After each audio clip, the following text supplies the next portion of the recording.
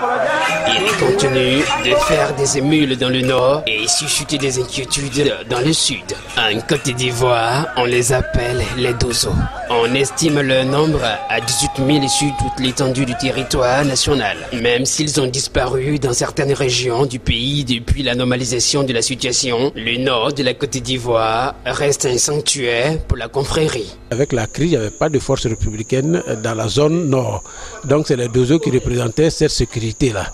Donc ils ont servi à cela et après la crise d'aujourd'hui, ils sont donc restés sur place. Ils continuent aujourd'hui, au lieu d'être chasseurs, d'assurer la sécurité de nos populations.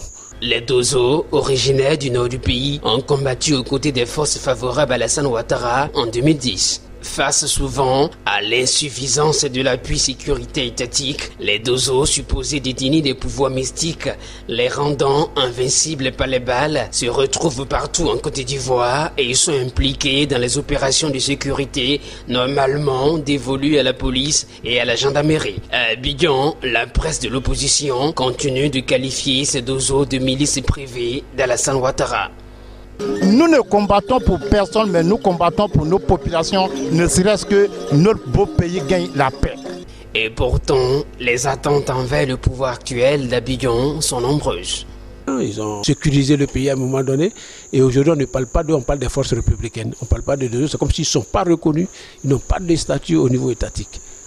Voilà le problème qui est là. L'ascension de certains qui hier se reconnaissaient comme l'un des leurs fait naître beaucoup d'ambitions qui malheureusement se limitent à leur précaré car à l'origine ils sont les gardiens de l'héritage culturel des Sénéfaux du Nord de la Côte d'Ivoire.